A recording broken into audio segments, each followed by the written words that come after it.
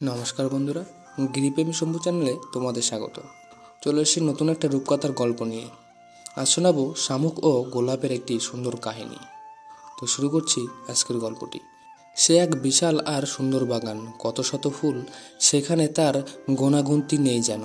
কোথাও ফুটেছে দলে দলে রজনীগন্ধা, কোথাও বা চন্দ্রমল্লিকার ঝোপ, কোথাও আবার হাসনুহেনার একটি ঝাড়। আরও যে কত ফুল সে বাগানে ফোটে তার কোনো লেখাজোখা নেই। বাগানে এত সুন্দর সুন্দর বাহারি ফুলের মধ্যে সবচেয়ে সুন্দর দেখাচ্ছিল সেই গোলাপ গাছটিকে, যাতে ফুটে উঠেছে লাল টুকটুকে সব গোলাপ। সারা বছর এমন সুন্দর গোলাপ ফোটে, এতে যে যে দেখে সেই অবাক হয়ে তাকিয়ে থাকে। আর এই গোলাপ গাছটি ঠিক নিচে একটি গর্তে থাকে মস্ত একটা শামুক।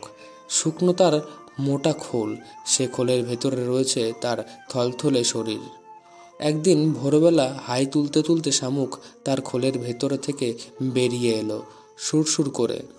গোলাপ গাছকে ডেকে বলল, ওহে ভায়া, করছো কি? কাজকর্ম কিছু নেই বলে কেবল তাড়াহুড়ো করে ফুলই ফুটিয়ে যাচ্ছ?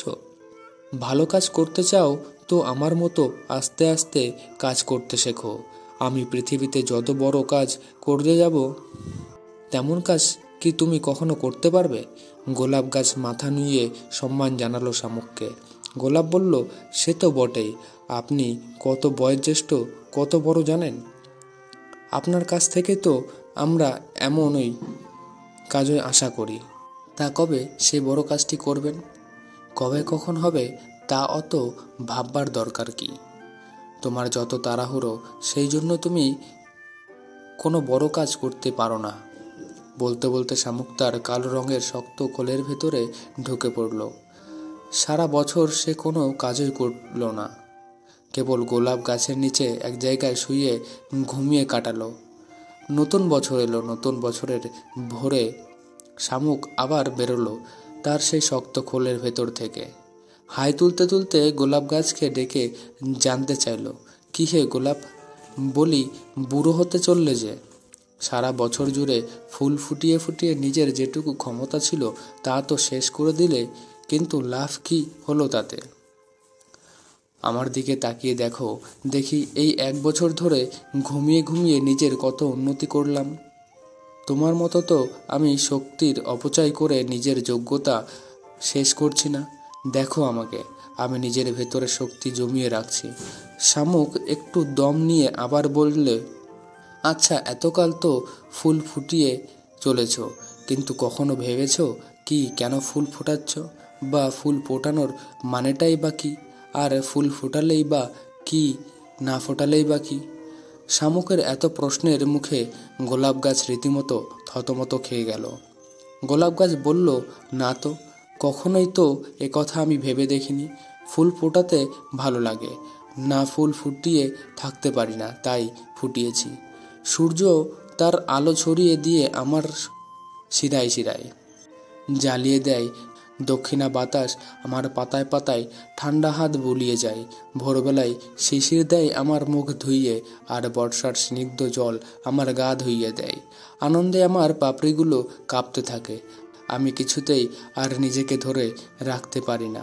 নীল আকাশের নিচে আমি সূর্যের উজ্জ্বল আলোয় পরিপূর্ণ হয়ে ফুটে উঠি।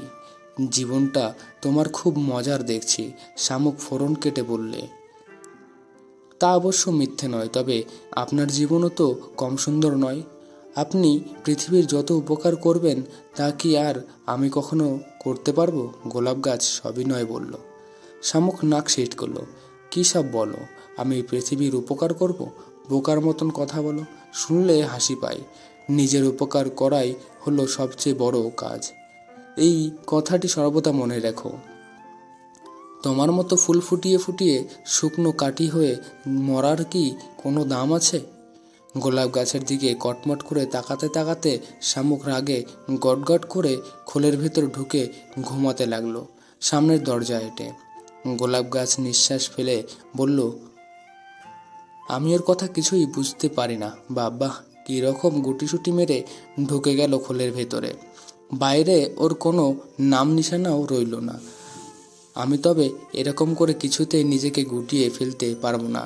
ফুল ফুটিয়ে গন্ধ বিলিয়ে আমি রোগা হয়ে যাই দিন দিন, তা সত্যি।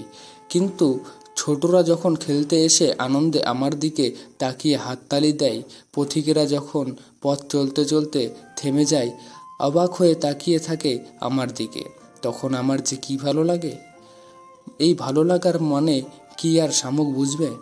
শামুক কিন্তু গোলাপের গাছের এসব কথা শুনতেই পারল না, কেননা সে তো নাক ডাকিয়ে ঘুমাচ্ছে। এমনি করেই কেটে গেল অনেক বছর। গোলাপ গাছ কত ফুল ফোটালো, ছড়ালো মাতাল করা সুগন্ধ, আনন্দ জাগানো সকলের মনে। তারপর একদিন মারা গেল।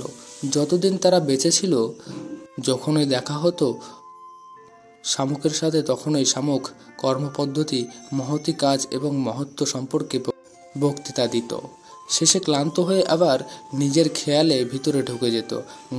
গোলাপ গাছ কখনো বুঝতে পারেনি কার জীবন সুন্দর, তার না শামুকের। তুমি বলতে পারো কার? তো বন্ধুরা, এই ছিল গল্পটি। ভালো লাগলে অবশ্যই লাইক করুন, কমেন্ট করুন, শেয়ার করুন এবং এই ধরনের নিত্য নতুন গল্প শোনার জন্য চ্যানেলে নতুন হয়ে থাকলে সাবস্ক্রাইব করতে ভুলবেন না। ধন্যবাদ।